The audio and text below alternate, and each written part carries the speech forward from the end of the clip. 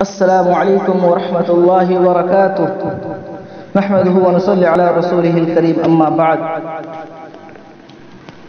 صرف 5 منٹ کا مدرسہ قرآن و حدیث کی روشنی میں 8 رمضان المبارک۔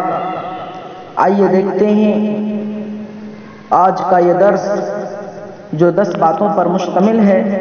نمبر 1، اسلامی تاریخ۔ حضرت سلیمان علیہ السلام۔ حضرت سلیمان علیہ السلام حضرت داؤد علیہ السلام کے بیٹے ہیں۔ ان کی پیدائش بیت المقدس میں ہوئی۔ بچپن ہی سے بڑے ذہین، سمجھدار اور فیصلہ کرنے کی صلاحیت رکھتے تھے۔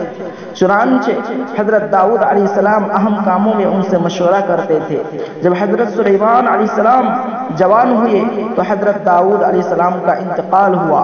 اللہ تعالیٰ نے نبوت و سلطنت میں سلیمان علیہ السلام کو ان کا وارث بنایا اور ایسی حکومت عطا فرمائی کہ ان کے بعد کسی کو ایسی حکومت قیامت تک نہیں ملے گی۔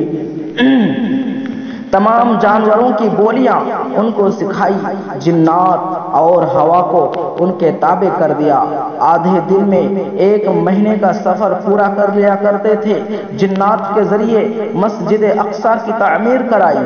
سمندروں سے غوطہ لگا کر ہیرے جواہرات نکالنے کا کام جنات سے لیا جاتا تھا۔ اسی طرح بڑی بڑی دیگیں اور پتھروں کو دیگیں اور پتھروں کو تراش کر بڑے بڑے حوض بنانے کی ذمہ داری کی جنات کے حوالے کر رکھی تھی۔ یہ سب چیزیں اللہ تعالی نے حضرت سلیمان علیہ السلام کو انعام و احسان کے طور پر عطا فرمائی۔ اسی طرح بڑے بڑے پہاڑ اور پتھروں کو تراش کر بڑے بڑے حوض بنانے کی ذمہ داری جنات کے حوالے کر رکھی تھی۔ یہ سب چیزیں اللہ تعالی نے حضرت سلیمان علیہ السلام کو انعام و احسان کے طور پر عطا فرمائی۔ جنات بیت المقدس کی تعمیر میں مصروف تھے۔ حضرت سلیمان علیہ السلام اپنی لاٹھی کا سہارا لیے کھڑے تھے۔ اسی حال میں 53 سال کی عمر میں ان کا انتقال ہوا۔ نمبر 2، حضور صلی اللہ علیہ وسلم کا معجزہ، کھانے میں برکت۔ حضرت انس رضی اللہ عنہ فرماتے ہیں کہ رسول اللہ صلی اللہ علیہ وسلم نے حضرت زینب بنت جحش سے نکاح کیا تو سلیم رضی اللہ عنہا نے کھانا تیار کر کے مجھے دیا کہ حضور صلی اللہ علیہ وسلم کو پیش کر دو اور میری طرف سے سلام عرض کرنے کے بعد کہنا کہ تھوڑا سا کھانا ہے جو رسول اللہ صلی اللہ علیہ وسلم کے لیے ہے۔ حضور صلی اللہ علیہ وسلم نے اس کو گھر کے ایک کونے میں رکھوا دیا اور مجھے بھیجا کہ میں صحابہ رضی اللہ عنہم کو بلا لاؤں۔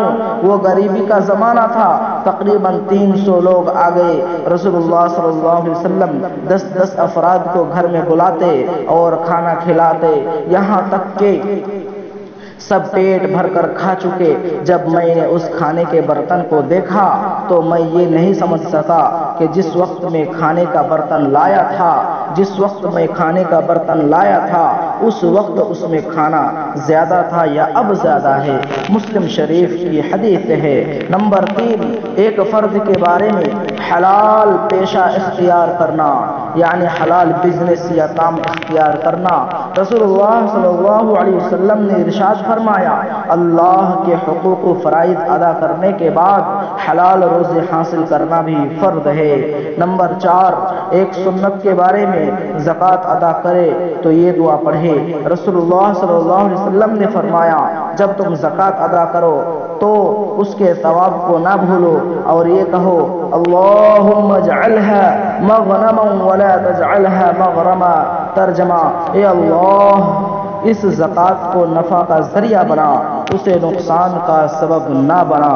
نمبر 5، ایک اہم عمل کی فضیلت، صدقہ مصیبتوں کو دور کرتا ہے۔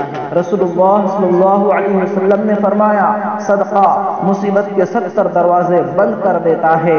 ایک دوسری حدیث میں ہے کہ آپ صلی اللہ علیہ وسلم نے فرمایا، صدقہ اللہ تعالیٰ کے غصے کو ٹھنڈا کرتا ہے اور بری موت سے بچاتا ہے۔ نمبر 6، ایک گناہ کے بارے میں جان بوجھ کر قتل کرنا۔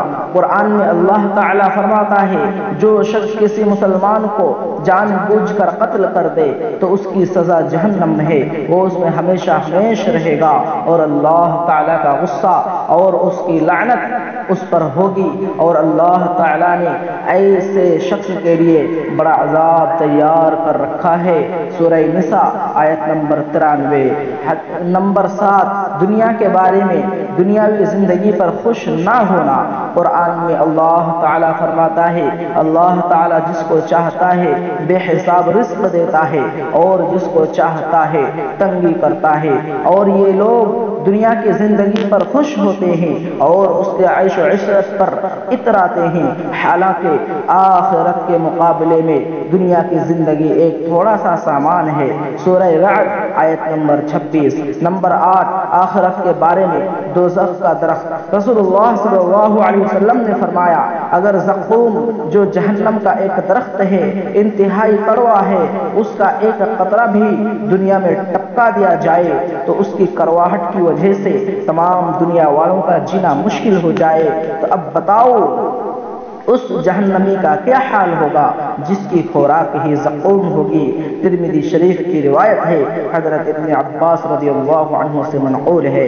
نمبر 9، طب نبوی سے علاج، سنترا کے فوائد۔ رسول اللہ صلی اللہ علیہ وسلم نے فرمایا، تم لوگ سنترا کو استعمال کیا کرو، یعنی وارنج کو استعمال کیا کرو، کیونکہ یہ دل کو مضبوط بناتا ہے۔